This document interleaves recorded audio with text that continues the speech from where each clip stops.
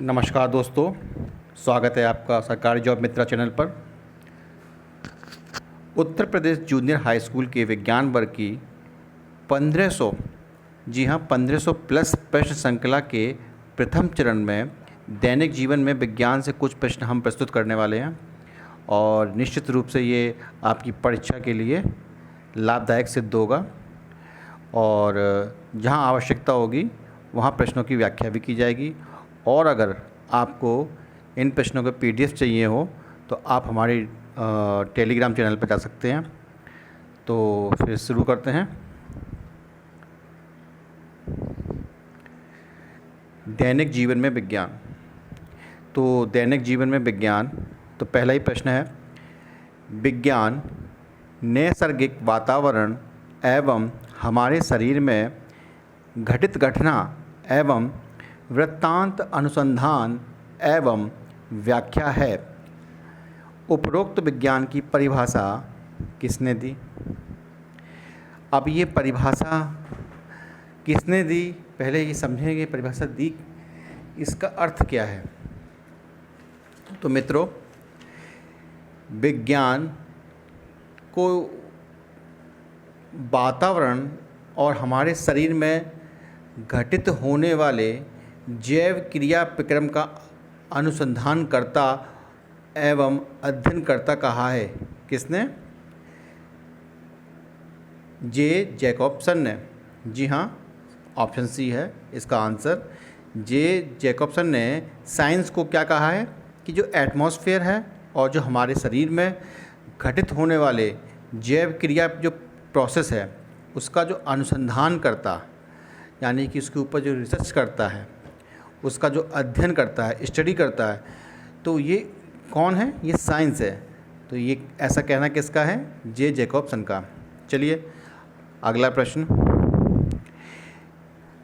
निम्नलिखित में से क्या विज्ञान की प्रगति के संदर्भ में सही नहीं है? विज्ञान हमेशा अस्थायी है। ऑप्शन बी, विज्ञान संदेहवाद को बढ़ावा देता है। ऑप्शन सी, विज्ञान तथ्यों के समुच्चय के समतुल्य है। ऑप्शन डी, विज्ञान सीखने के अंतःविषयक क्षेत्र हैं। बड़ी ही क्लिष्ट भाषा है, जटिल भी है। तो साइंस का जो नेचर है उसमें हमें ये बताना है कि ये उसका नेचर नहीं है, ये हमें ढूंढना है। तो पहले हम एक एक करके देखते हैं कि कौन कौन से इसमें विकल्प सही हैं और कौन से नहीं हैं। देखिए, विज्ञान हमेशा अस्थायी है। क्या ये बात सही है? अगर सही है तो हम इस ऑप्शन को छोड़ेंगे और नहीं है तो इसी को मान लेंगे। तो देखिए, विज्ञान हमेशा अस्थायी होता है क्योंकि मानव जो है वो प्रकृति से जूझने के लिए नित्य नए नए उपकरण बनाता रहता है। अब जैसे देखिए, कल तक उसके सामने सबसे बड़ी समस्या क्या थी? जैसे हैज़ा, मलेरिया, चेचक।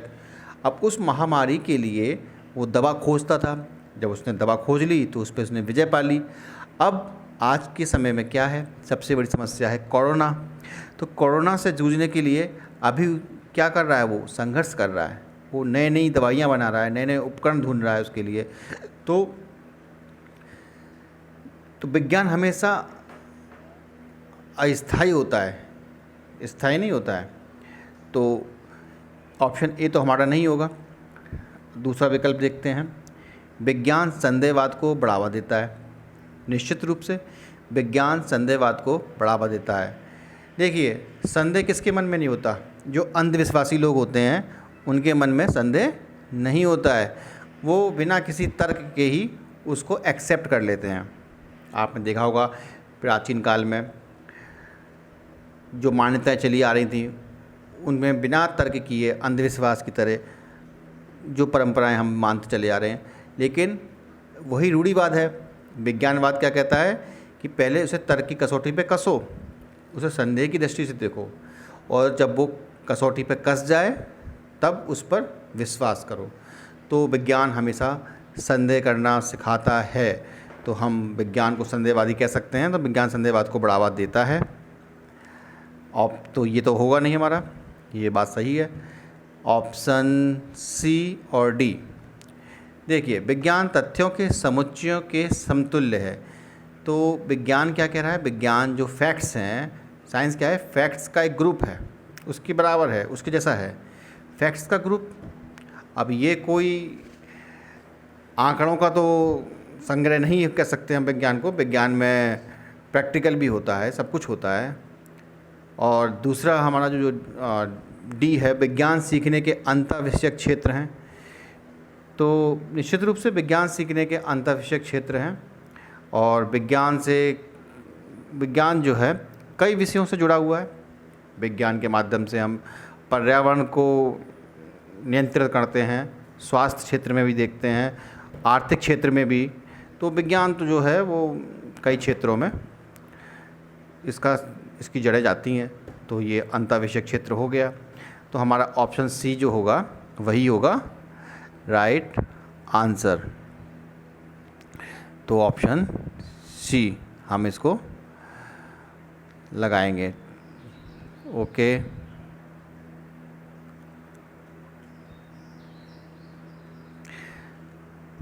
नेक्स्ट प्रश्न नंबर 3।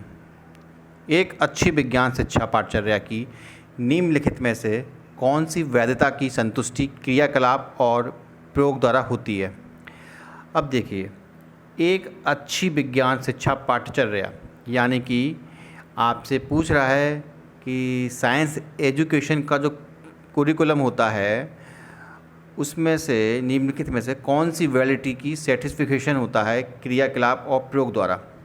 तो देखिए,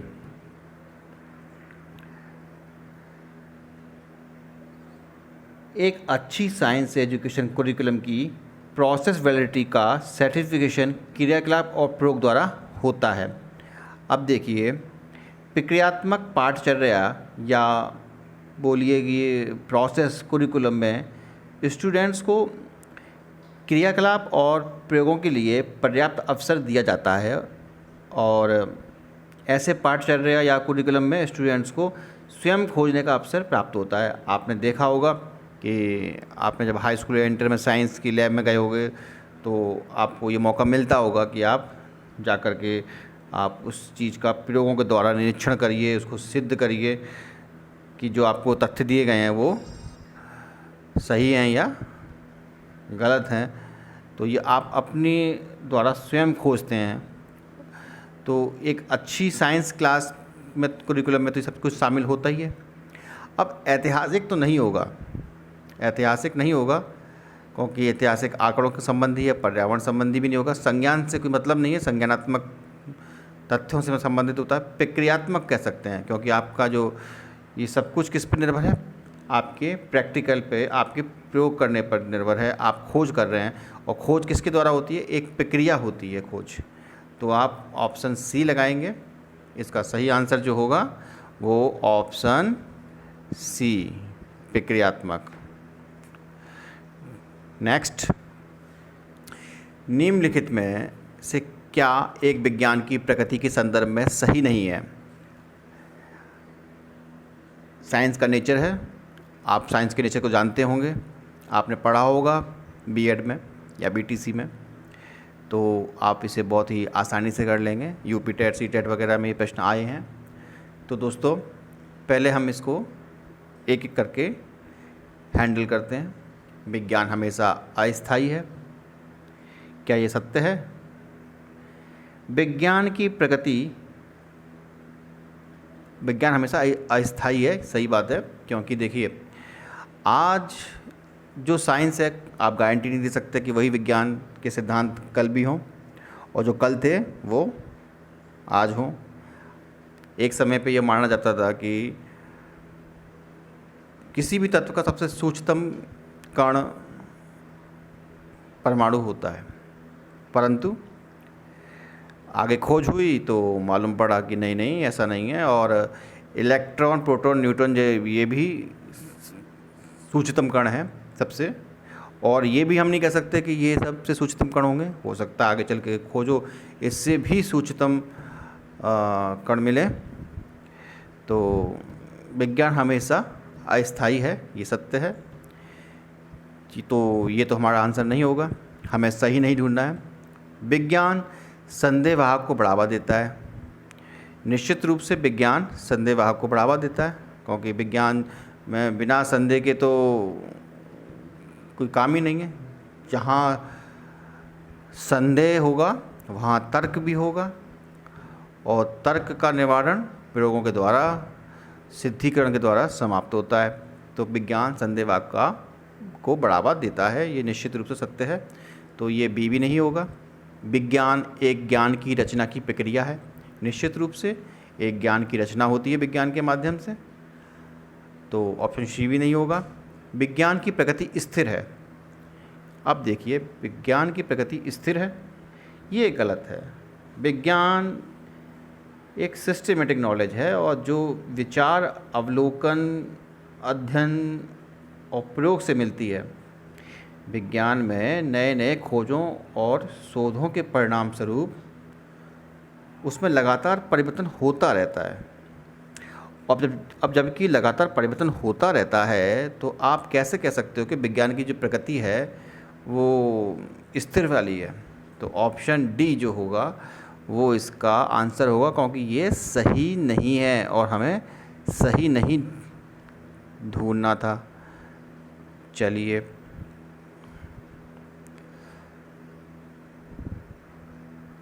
ऑप्शन डी। ओके,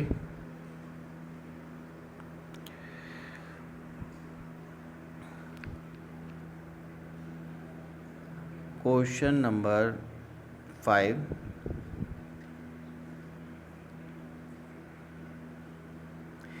निम्न में से विज्ञान की कौन सी प्रगति है? विज्ञान एक परिणाम है, विज्ञान एक प्रक्रिया है, विज्ञान एक प्रक्रिया एवं परिणाम दोनों हैं, उपरोक्त में से कोई नहीं। तो विज्ञान वास्तव में प्रक्रिया एवं परिणाम दोनों हैं। विज्ञान प्रक्रिया एवं परिणाम, हम कह सकते हैं कि दोनों का ये एक तरह से समेकित रूप है, क्योंकि साइंस में किसी विषय वस्तु, किसी कंटेंट का क्रमिक और व्यवस्थित प्रक्रियात्मक रूप से अध्ययन करके ही किसी निष्कर्ष या परिणाम पर पहुंचा जा सकता है। तो हम खाली प्रक्रिया भी नहीं कर सकते, ना परिणाम भी कर सकते। हम विज्ञान को एक प्रक्रिया और परिणाम दोनों बोलेंगे। इसका साइंस का नेचर ये होगा कि देखिए, आप किसी प्रयोग को कब करते हैं और जब आप उसको सिद्ध कर देते हैं तो हम किसी परिणाम पर पहुंचते हैं। ठीक है। अब मान लीजिए कि जल के हाइड्रोजन और ऑक्सीजन, हमने ये कहा कि हाइड्रोजन और ऑक्सीजन से मिलकर जल होता है, जल में हाइड्रोजन के और ऑक्सीजन के अणु होते हैं। लेकिन क्या हम एक निश्चित प्रयोग के द्वारा, एक निश्चित क्रमिक और व्यवस्थित प्रक्रिया के द्वारा, अगर हम ऑक्सीजन और हाइड्रोजन दोनों के अणुओं को आपस में मिला सकें, उनसे क्रिया करा करके अगर हम उसको जल बना दिया, यानी कि उसको परिणाम में बदल दिया, तभी तो सिद्ध हुआ कि एक प्रक्रिया हमने अपनाई कि भैया कैसे कैसे हमको हाइड्रोजन से और ऑक्सीजन से अभिक्रिया करानी है, दोनों की अभिक्रिया करा दी, तो ये प्रक्रिया में शामिल हो गया। और दोनों की प्रक्रिया के परिणाम स्वरूप जब जल बन गया तो हम कह सकते हैं कि परिणाम भी प्राप्त हो गया। तो विज्ञान एक प्रक्रिया एवं परिणाम दोनों हैं। तो इसका जो आंसर होगा वो होगा सी।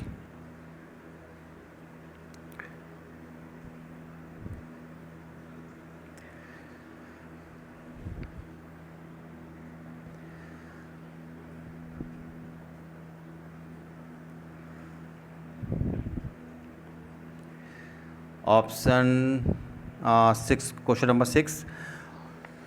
उच्च प्राथमिक स्तर पर विज्ञान पाठ्यचर्या की संज्ञानात्मक वैधता का अर्थ यह है कि उसे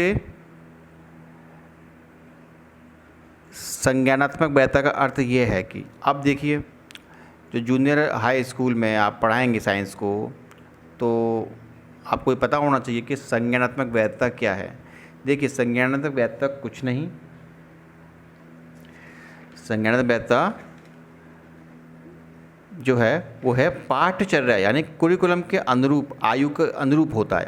यानी कि संज्ञानात्मक वैधता क्या है, इसके लिए आवश्यक है कि पाठ्यचर्या की जो विषय वस्तु है वो प्रक्रिया या भाषा या फिर शिक्षा या जो अभ्यास वो आयु के अनुरूप हो, बच्चों के आयु के अनुरूप हो, बच्चों की जो संज्ञानात्मक पहुंच है, उसका जो बोध स्तर है उसके भीतर हो, उसके बाहर ना हो।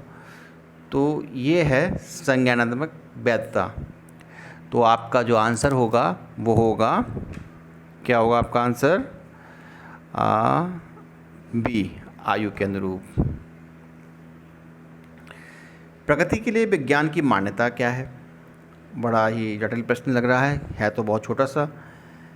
देखिए, प्रगति के लिए विज्ञान की मान्यता अंतरिम होती है, ना संभावना है, ना वास्तविकता है, ना अनिश्चित है, अंतरिम है। अंतरिम क्यों है आपको बता चुके हैं कि विज्ञान में कुछ भी चीज़ अंतिम नहीं होती, ना स्थायी होती है, बदलती रहती है।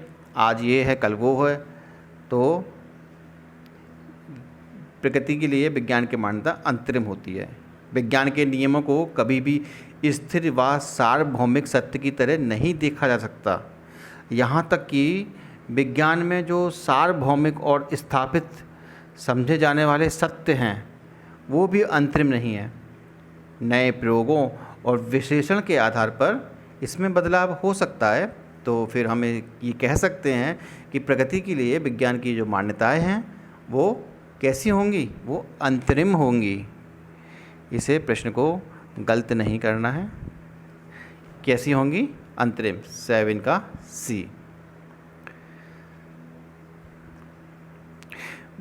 नेक्स्ट प्रश्न है, विद्यालयों में विज्ञान मेले का आयोजन क्यों किया जाता है? बहुत ही इंटरेस्टिंग प्रश्न है कि विद्यालयों में विज्ञान मेले का आयोजन क्यों किया जाता है। अब आपके सामने ये ऑप्शंस हैं कि आप बताइए कि विद्यालय में विज्ञान के मेले का आयोजन क्यों किया जाता है। देखिए, विज्ञान मेले से मतलब क्या है, क्यों होना चाहिए? निश्चित रूप से वैज्ञानिक मेले में आपने देखा होगा कि इसमें हाई स्कूल, माध्यमिक, जूनियर हाई स्कूल के बच्चे जो हैं वो अपने मॉडल लेकर आते हैं। तो एक तरह की स्पर्धा होती है, उसमें प्राइज़ भी मिलते हैं मेले में। जिसका सबसे ज़्यादा अच्छा होता है, जिसका ज़्यादा क्रिएटिव मॉडल होता है, कुछ नयापन उसमें होता है, तो ऐसे मॉडल जो वो पेश करते हैं बच्चे, तो वो उनकी रुचि और उनकी क्रिएटिविटी सबको क्या करता है? निकालने का काम करता है, उसके भीतर जो छुपी रहती है बच्चों के। तो इसमें आपको ये देखना है कि कहीं सृजनशीलता का या किसी और शब्द का इस्तेमाल हुआ है। तो देखिए, यहाँ देखिए, शिक्षार्थियों को विज्ञान में उच्च शिक्षा के लिए तैयार करने के लिए ऐसा कुछ नहीं है। शिक्षार्थियों को उनकी परीक्षा में अच्छे अंकों से तो मतलब ही नहीं है। वो तो वही, जहाँ तो प्राइज़ मिलता है वहाँ कोई मार्कशीट तो तय बनती नहीं है बच्चों की, तो ये तो बी भी नहीं होगा। ऑप्शन सी, शिक्षार्थियों में विज्ञान में सृजन एवं प्रयोग करने की क्षमता का विकास करने के लिए, ये सही आंसर है। और ऑप्शन डी, शिक्षार्थियों को उनके प्रदर्शन के आधार पर मूल्यांकन करने के लिए। ऐसा कुछ नहीं है कि भाई उनको अच्छा प्रदर्शन, बुरा प्रदर्शन, वो तो उनको किस लिए होता है? उनके अंदर की जो क्रिएटिविटी होती है वो जागृत करने के लिए ऐसे मेलों का आयोजन होता है। तो हमारा जो ऑप्शन सी राइट आंसर हो जाएगा। ठीक है। अच्छा, रेशम पालन क्या कहलाता है? एपीकल्चर, पिसिकल्चर, सेरिकल्चर या एग्रीकल्चर? रेशम पालन सबको जानते हैं, सेरिकल्चर होगा। 9 का सी राइट आंसर। अब देखिए सवाल नंबर 10, घाव का अध्ययन क्या कहलाता है? कॉलोलॉजी, ऑकोलॉजी, टोमेटोलॉजी और डर्मेटोलॉजी। देखिए, डर्मेटोलॉजी तो चर्म रोग से संबंधित है, ऑकोलॉजी कैंसर से संबंधित है। हमारा जो आंसर हो जाएगा वो ट्रोमेटोलॉजी होगा। Right answer traumatology. चींटियों के अध्ययन को क्या कहते हैं? मर्मिकोलॉजी, हर्पेटोलॉजी, निमेटोलॉजी और नीडोलॉजी।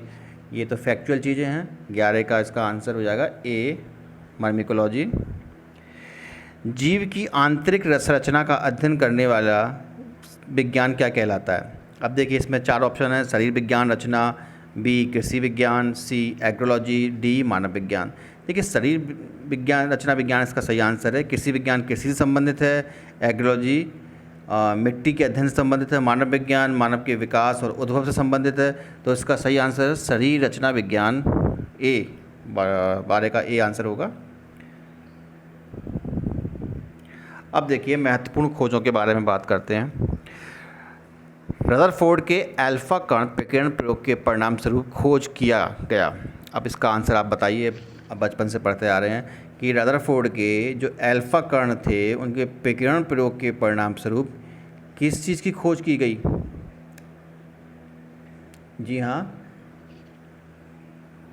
G13 का बी परमाणु के नाभिक का।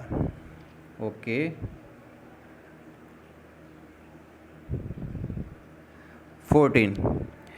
इसमें कुछ सूची दी हुई है कि सूची 1 में वैज्ञानिकों के नाम दिए गए हैं और सूची 2 में कुछ खोज दी गई हैं।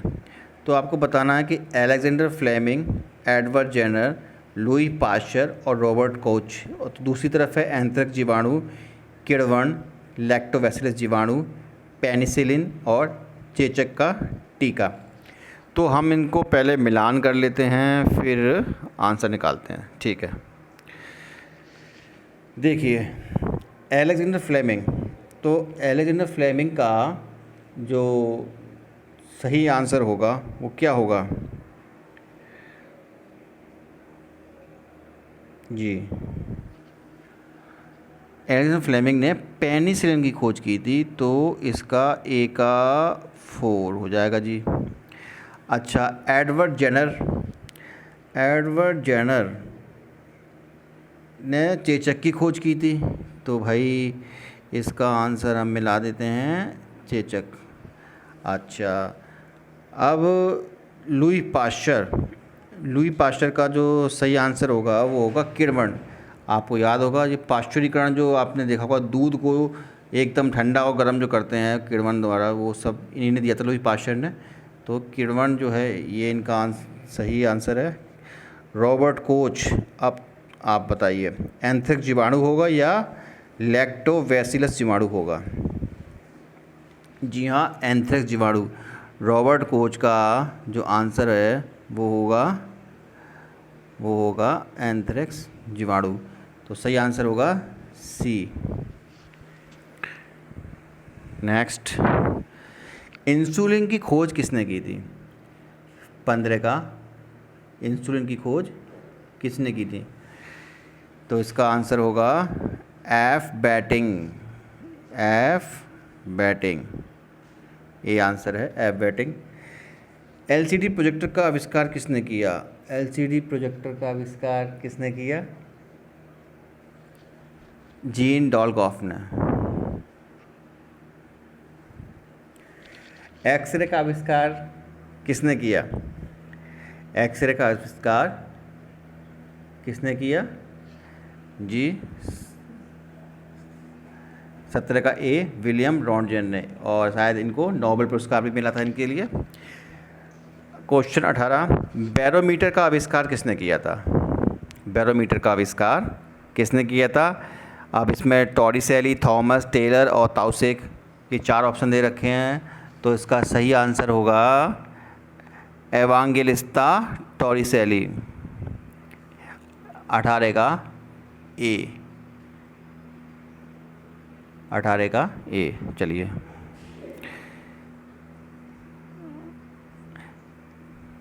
जेबी डनलप ने किसका आविष्कार किया था? जेबी डनलप ने किसका आविष्कार किया था? न्यूमेटिक रबर टायर का किया था, या कार म्यूजिक सिस्टम, या फिर स्टीयरिंग व्हील का, या डीजल इंजन का? तो इसका सही आंसर है न्यूमेटिक रबर टायर का आविष्कार किया था जेबी डनलप ने। एलईडी का आविष्कार किसने किया था? एलईडी का आविष्कार किसने किया था? इसका आविष्कार किसने किया था? निक हॉलोनिक ने किया था, एलियास हॉवे ने किया था, चक हल ने किया था, या फिर क्रिश्चियन हाइगेंस ने किया था? तो इसका राइट आंसर है निक होलोनिक, 20 का ए। चेचक के टीके का आविष्कार, बहुत फेमस क्वेश्चन है। चेचक के टीके का आविष्कार किसने किया था? Ronald Ross, Robert Koch, Edward Jenner, Alexander Fleming. इन चारों में से कौन सा सही आंसर होगा आपका? ये सी, एडवर्ड जेनर ने। हम पिछले में कर चुके हैं इसको। लेज़र की खोज किसने की थी? लेज़र की खोज किसने की थी? W.K. रोजन ने की थी, या गॉडफ्रे हाउसफील्ड ने की थी, या थियोडोर मेमन ने की थी, या अल्बर्ट आइंस्टीन ने की थी? तो इसका राइट आंसर है सी, थियोडोर मेमन ने की थी।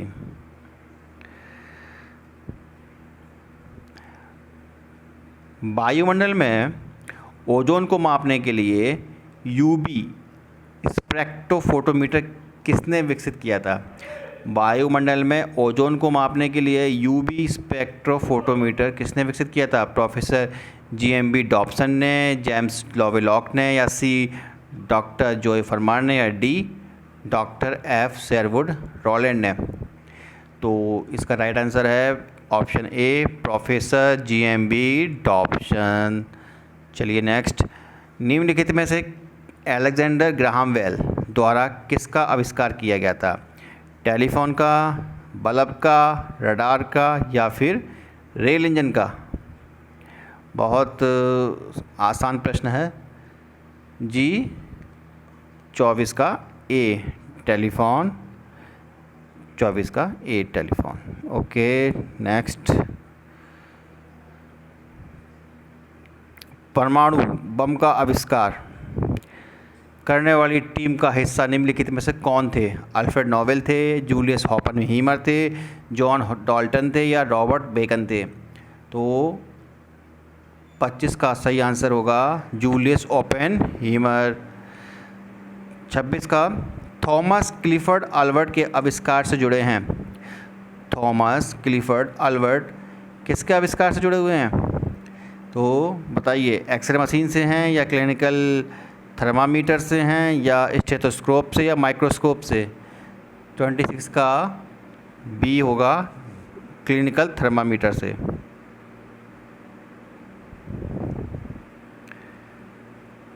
एंटोनियो मेउसी के आविष्कार से संबंधित है? टेलीफोन, ऑटोमोबाइल, LED, या फिर औद्योगिक रोबोट? 27 का आंसर हो जाएगा एंटोनियो मेउसी के आविष्कार से संबंधित है टेलीफोन। प्रत्यावर्ती धारा का आविष्कार Isaac Newton, Thomas Edison, Nikola Tesla, या अल्बर्ट आइंस्टीन? इसमें से राइट आंसर कौन सा होगा आपका? इसमें राइट आंसर होगा निकोला टेस्ला। प्रत्यावर्ती धारा का आविष्कार किसने किया था? निकोला टेस्ला ने किया था।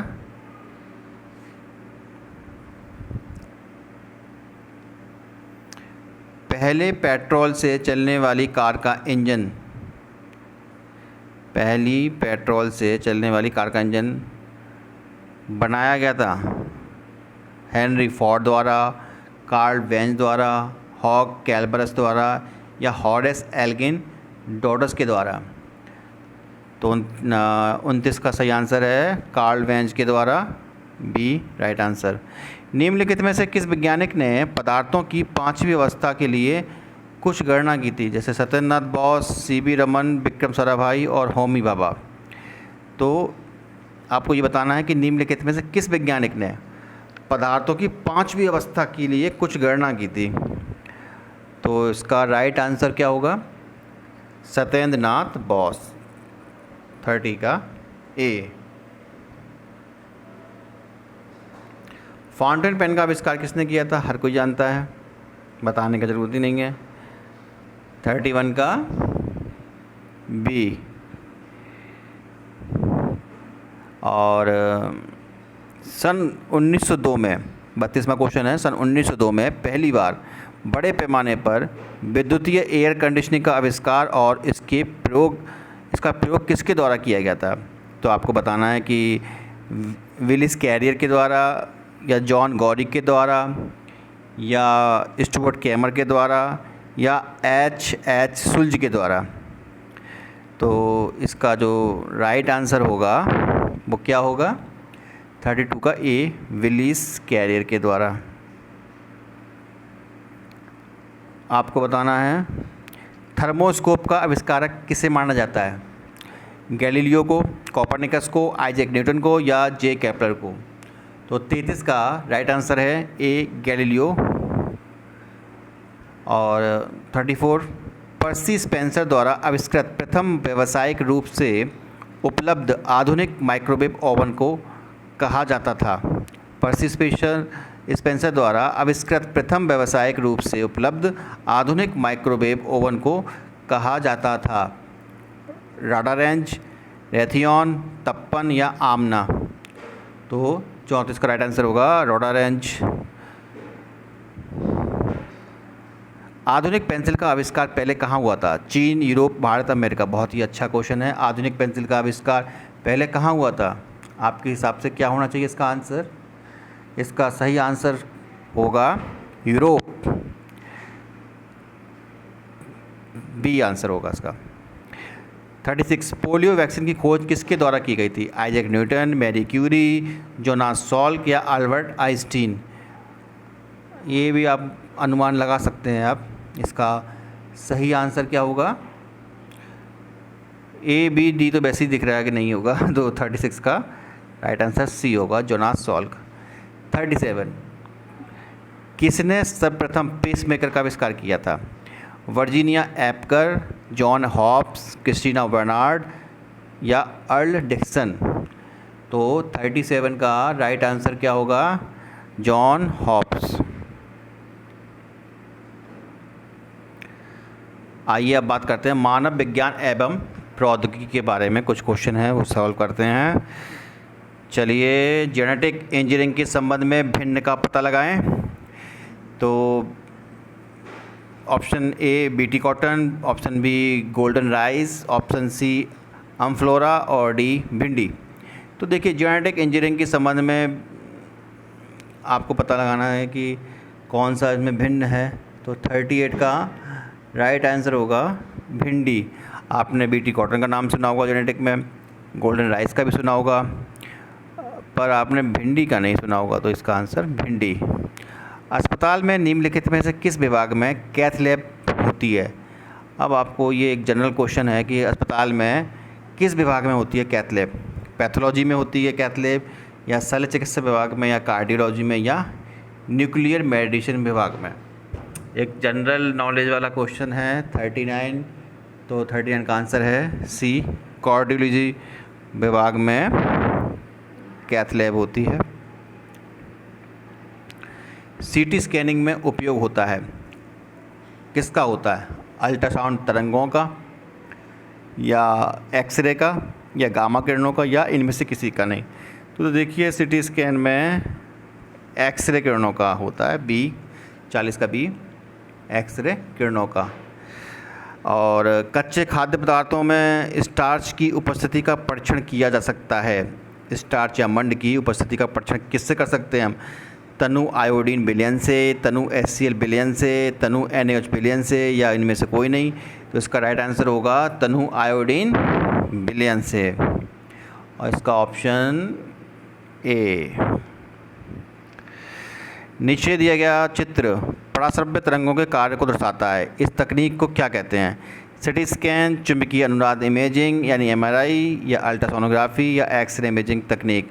आपने ये चीज़ें देखी होंगी अपने जीवन में, तो आप निश्चित रूप से इसका आंसर लगा सकते हैं। जी हाँ, इसका सही आंसर है अल्ट्रासोनोग्राफी। इकोकार्डियोग्राम अधिक नज़दीकी से किससे संबंधित है? Doppler effect, Zeeman effect, photoelectric effect, या फिर चुंबकीय इफेक्ट? तो इसका जो सही आंसर जो होगा वो होगा 43 का ए, डॉपलर इफेक्ट।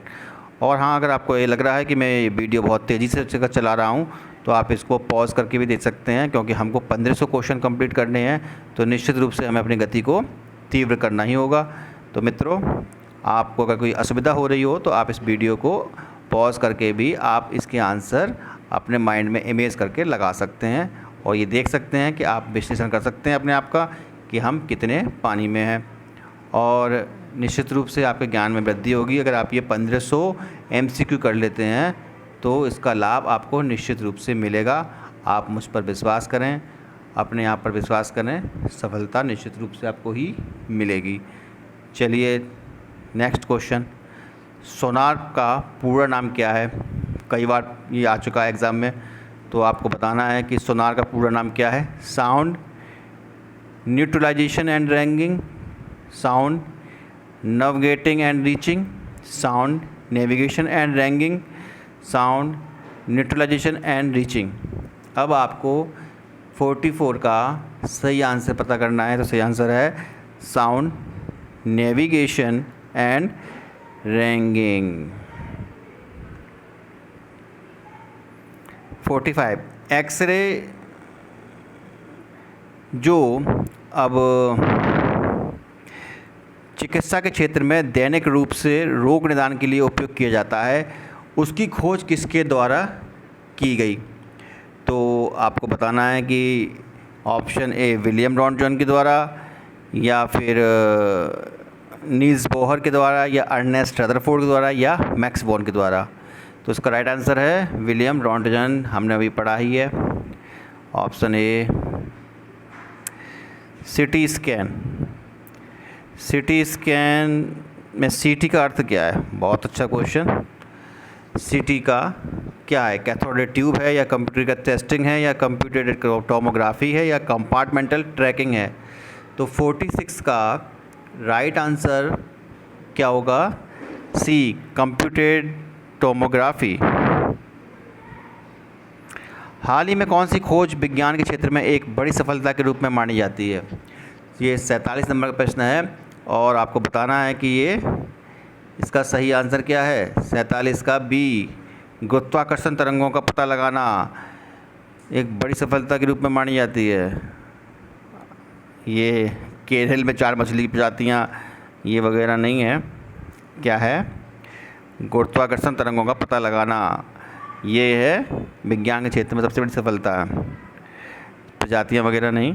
ठीक है, ओके। नेक्स्ट क्वेश्चन, निम्नलिखित में कौन सा विकल्प भारत का सबसे बड़ा परमाणु ऊर्जा संयंत्र है? तो आपको बताना है इसका आंसर क्या है। कड़नकुलम परमाणु ऊर्जा संयंत्र है, या बी तारापुर परमाणु पावर स्टेशन है, राजस्थान परमाणु पावर स्टेशन है, या कैगा जनरेटिंग स्टेशन है? आपको ये बताना है कि इसका आंसर क्या होगा। इसका सबसे बड़ा परमाणु ऊर्जा संयंत्र, ये जीके का कभी क्वेश्चन है और इसका राइट आंसर है बी, तारापुर परमाणु पावर स्टेशन भारत का सबसे बड़ा परमाणु ऊर्जा संयंत्र है। नेक्स्ट, 1998 में पोखरण में भारत द्वारा किए गए परमाणु परीक्षण का कोड क्या था? बताइए। ऑपरेशन डेजर्ट स्टॉर्म, ऑपरेशन विजय, ऑपरेशन शक्ति, या ऑपरेशन काबूम? बहुत अच्छा प्रश्न है। ऑपरेशन शक्ति, विकल्प सी होगा 49 का, सी ऑपरेशन शक्ति। भौतिक अनुसंधान प्रयोगशाला इनके द्वारा स्थापित की गई थी, किनके द्वारा? एस के मित्रा के द्वारा, सी वी रमन के द्वारा, होमी भाभा के द्वारा, या विक्रम साराभाई के द्वारा? तो इसका सही आंसर आपको जानते हैं, निश्चित रूप से जो आप सोच रहे हैं वही है, विक्रम साराभाई। अच्छा, लेज़र के प्रयोग से की जाने वाली, लेज़र के प्रयोग से की जाने वाली 3D इमेजिंग प्रक्रिया कहलाती है क्या? होलोग्राफी, सोनोग्राफी, रेडियोग्राफी, या कार्डियोग्राफी? इसका सही आंसर आप बता सकते हैं। 3D इमेजिंग आपको पता है, आपने पुस्तकों वगैरह पे देखा होगा। होलोग्राफी राइट आंसर है इसका। GPS का पूरा नाम क्या है? इसका राइट आंसर बताइए। ग्लोबल प्राइम सिस्टम है, या ग्लोबल पीस समिट है, या ग्लोबल पोस्टल सिस्टम है, या ग्लोबल पोजिशनिंग सिस्टम है? तो इसका राइट आंसर क्या होगा? जी 52 का डी, ग्लोबल पोजिशनिंग सिस्टम। 53 का आपको राइट आंसर पता करना है। Laser interferometer, laser interferometer observatory हाल ही में खबरों में क्यों था? मंगल ग्रह में पानी को खोज के कारण था, या हीरे से भरे सितारे की खोज के कारण था, या गुरुत्वाकर्षण लहरों की खोज के कारण था, या बिग बैंग सिद्धांत की गलत साबित करने के कारण था? तो 53 का राइट आंसर क्या होगा? गुरुत्वाकर्षण लहरों की खोज के कारण। 54 का वह कौन सा उपकरण है जो ऊर्जा के एक रूप को दूसरे रूप में परिवर्तित कर देता है, आमतौर पर एक सिग्नल को दूसरे सिग्नल में बदल देता है? बताइए, ट्रांसमीटर है क्या, या एम्पलीफायर है, या ट्रांसड्यूसर है, या रिपीटर है? देखिए, एम्पलीफायर तो वृद्धि कर देता है, तो आप अगर सोच रहे हैं कि 54 का बी होगा तो आप गलत सोच रहे हैं जी। ट्रांसमीटर पहुंचाता है, ये भी नहीं है। रिपीटर रिपीट करता है, ये भी नहीं है। बदलने वाला कौन सा होगा? ट्रांसड्यूसर होगा। इसका ऑप्शन सी, 54 का सी आंसर होगा। चलिए 55 करते हैं। निम्नलिखित में से अल्ट्रासोनोग्राफी का उपयोग क्या है? इसका उपयोग एक्सरे को देखने के लिए किया जाता है, इसका उपयोग दवाओं के लाभ के प्रेक्षण हेतु किया जाता है, इसका प्रयोग अंग विच्छेदन करने के लिए किया जाता है, या इसका उपयोग माँ के गर्भ में अंदर भ्रूण के विकास की देखरेख के लिए किया जाता है? ये आप बिल्कुल निश्चित रूप से सही सोच रहे हैं। इसका सही आंसर है डी। 56 सौर ऊर्जा संग्राहकों में अधिकतम दक्षता प्राप्त होती है, किससे होती है? एवोक्यूएटेड ट्यूब कलेक्टर से, लाइन फोकसिंग कलेक्टर से, फ्लैट प्लेट कलेक्टर से, या पैराबोलिक डिस्क कलेक्टर से? तो 56 का राइट आंसर होगा पैराबोलिक डिस्क कलेक्टर से। डी आंसर होगा इसका। चलिए, जैव प्रौद्योगिकी यानी बायोटेक्नोलॉजी का तात्पर्य क्या है?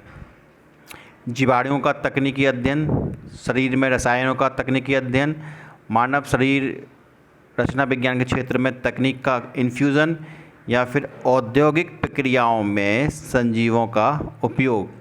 तो 57 का जो राइट आंसर होगा वो क्या होगा? 57 का राइट आंसर होगा डी, औद्योगिक प्रक्रियाओं में संजीवों का उपयोग। 58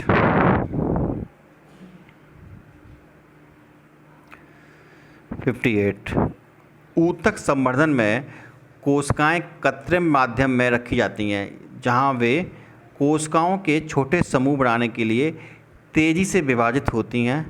क्या कहलाती हैं? थैलस, कलिका, प्लांटलेट्स, या फिर कैलस? 58 का राइट आंसर क्या होगा? D, callus.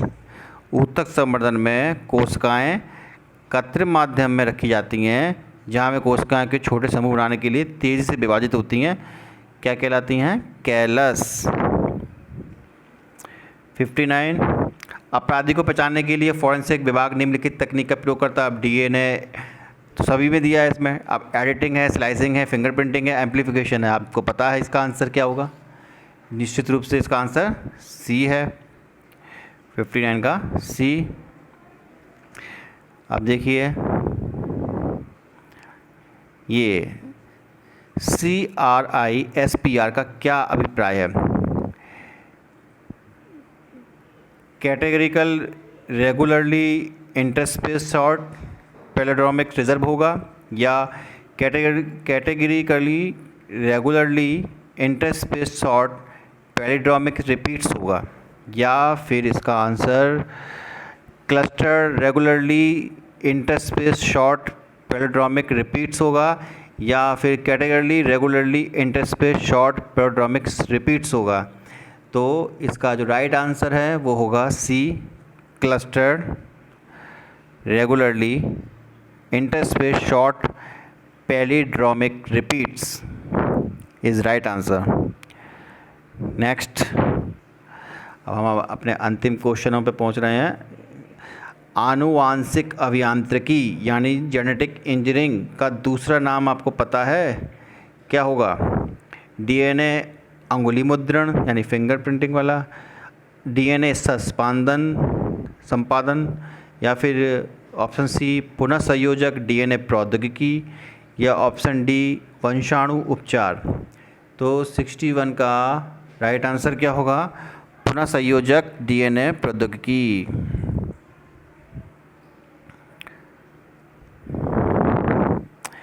निम्नलिखित में से कौन सी प्रक्रिया में कोश का किसी अन्य जीवित भाग या एक पूर्ण जीव की सटीक प्रति की उत्पत्ति समाविष्ट है? ऑप्शंस बताने से पहले सवाल को फिर से समझिए कि निम्नलिखित में से कौन सी प्रक्रिया में कोशिका यानी सेल किसी अन्य जीवित भाग या एक पूर्ण जीव की सटीक कॉपी की उत्पत्ति समाविष्ट करती है? तो क्लोनिंग है, कांच नलिका में फलन है, या फलन या फिर पुनर्जनन। तो 62 का राइट आंसर क्या होगा? क्लोनिंग। इसका राइट आंसर क्या होगा? क्लोनिंग।